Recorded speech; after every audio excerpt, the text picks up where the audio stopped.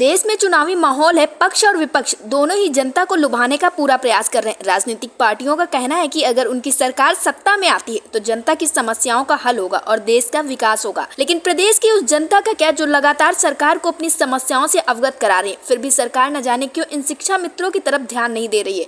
उत्तर प्रदेश के शिक्षा मित्र लगातार अपनी मांगों के लिए प्रयासरत है और वो लगातार अपनी मांगों के लिए सरकार से गुहार लगा रहे हैं और समस्याओं के समाधान के लिए प्रयास कर रहे हैं। लेकिन इन शिक्षा मित्रों की समस्याओं का हल नहीं हो पा रहा है। शिक्षा मित्रों का कहना है कि कम मानदेय और वेतन होने के कारण शिक्षा मित्रों को काफी सारी समस्याओं से जूझना पड़ता है। लेकिन ऐसे में फिर भी ये शिक्षा मित्र पूरे मन से अपना कर्तव्य निभा रहे हैं और लगातार अपने हक और अधिकार की लड़ाई लड़ रहे हैं। और इन सबके परे चुनाव ड्यूटी में मानदेय को लेकर शिक्षा मित्रों के साथ भी अनदेखी की गई है, जिससे शिक्षा मित्र काफी ज्यादा परेशान है और उनका कहना है कि सरकार जल्द से जल्द उनकी समस्याओं का हल करे और उनके साथ ऐसा अनदेखा व्यवहार न करे। फिलहाल अटल टीवी की टीम ने इस विषय पर शिक्षा मित्र पवन गोलिया से टेलीफोनिक वार्ता की। उन्होंने क्या कुछ कहा, आइए आपको सुनवाते हैं। पवन जी, हमारे चैनल अटल टीवी पे आपका बहुत बहुत स्वागत है। जी, आपका भी बहुत स्वागत है, आपका धन्यवाद। जी, बातें निकल कर सामने आ रही है क्योंकि चुनावी माहौल है, तो ये बातें बाहर निकल के आई कि जो अनुदेशक है उनकी जो चुनाव में ड्यूटी लगी हुई है तो उनको उनका मानदेय नहीं मिल रहा है, उनका मेहनताना नहीं मिल रहा है। तो क्या शिक्षा मित्रों के साथ भी ऐसा कुछ है? हाँ, कई जनपदों में शिक्षा मित्रों के साथ जो मानदेय की सूचना मिली है, जी, कहीं कहीं पे तो मिला है, कहीं कहीं पे नहीं मिला। जी, तो जो अधिकारी इसका संज्ञान लें और उनको जो श्रमिक बैठता है उसको उनको नैतिक ड्यूटी है कि देना चाहिए। जी। ये सारी और चीजों के अलावा ये बात भी बाहर आ रही थी कि जो शिक्षा मित्र है जो ड्यूटी कर रहे हैं या संविदा कर्मचारी जो चुनाव में ड्यूटी कर रहे हैं और जो नियमित कर्मचारी ड्यूटी कर रहे हैं, उन दोनों की मानदेय में अंतर पाया गया है। तो क्या इस बात में सच्चाई है?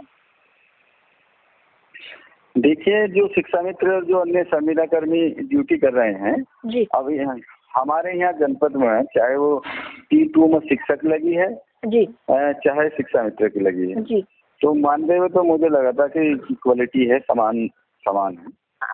जी, और अगर कहीं आया है ये पक्षपात हुआ है, ये मतभेद हुआ है, तो ये गलत है। जी, ये गलत नहीं होना चाहिए अपने कार्मिक के साथ, क्योंकि उन्होंने बराबर की सेवा दी है और बराबर का काम किया है, समान कार्य करा है।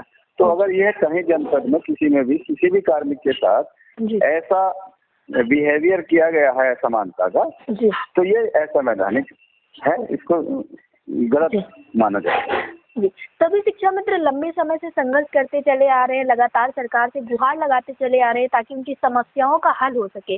लेकिन शिक्षा मित्रों को उम्मीद थी कहीं ना कहीं कि चुनाव के पहले उनकी समस्याओं का हल हो जाएगा।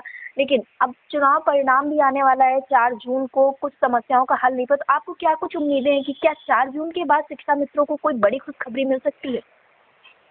देखिए, हम लोग बहुत दिनों से उम्मीद पाले हुए हैं जी, और उम्मीद के अलावा हम कुछ कर नहीं सकते। जी, तो इतनी उम्मीद थी कि हमारा चुनाव से पहले कुछ समस्या का समाधान हो, जी, लेकिन चुनाव से पहले नहीं हुआ।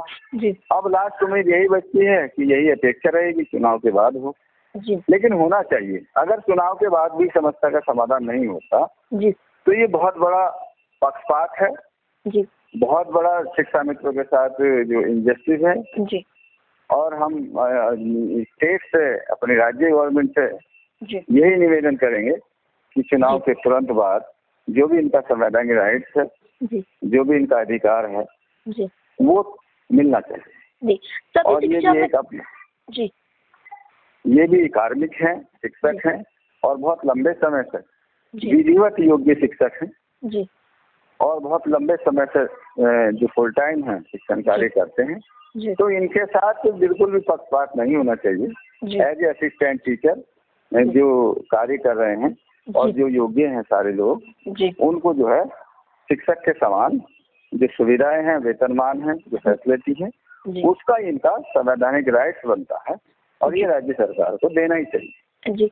आप लोगों की रणनीति क्या होगी चुनाव के बाद? क्योंकि आप लोगों ने काफी ज्यादा प्रयास किया शिक्षा मित्रों की समस्याओं के हल के लिए। अब आप लोगों ने आगे क्या सोचा है? क्योंकि सत्ता में कोई भी पार्टी आए वो मैटर नहीं करता है, लेकिन आप शिक्षा मित्र क्या कुछ करेंगे अपनी समस्याओं के निवारण के लिए? नहीं, शिक्षा मित्रों के समस्याओं के लिए जी, जो भी लीगल रास्ता होगा, जो भी संवैधानिक रास्ता होगा, वो शिक्षा मित्र नियमित कर रहे हैं जी, और करते रहेंगे। बस इंतजार ये है कि जून के बाद जो लीगल रास्ता है उसका वेट करेंगे जी और 3 जून के बाद जब 4 जून में परिणाम आएगा, जी। चुनाव आचार संहिता हट जाएगी, जी तो अपने राज्य के साथ अपनी समस्या को राज्य के सामने अपनी समस्या को फिर अवगत कराते हुए जी बहुत अति शीघ्र इसका समाधान करने की जी अपील करेंगे। जी। शिक्षा मित्र लंबे समय से काफी ज्यादा परेशान है, कई सारी परेशानियों से हम लोग लगातार अवगत भी कराते आ रहे हैं। तो आप शिक्षा मित्र साथियों को क्या कुछ संदेश देना चाहेंगे जिससे उनका जो मन है स्थिर रहे?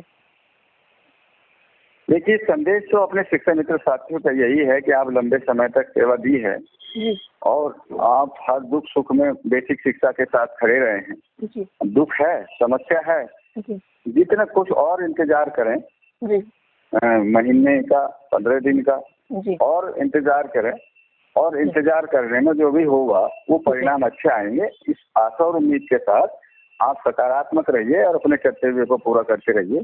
और शिक्षक होने के नाते अच्छा बुरा आप बेहतर जानते हैं, जी तो अपना जो अच्छा रास्ता होगा उसको अपनाते रहिए।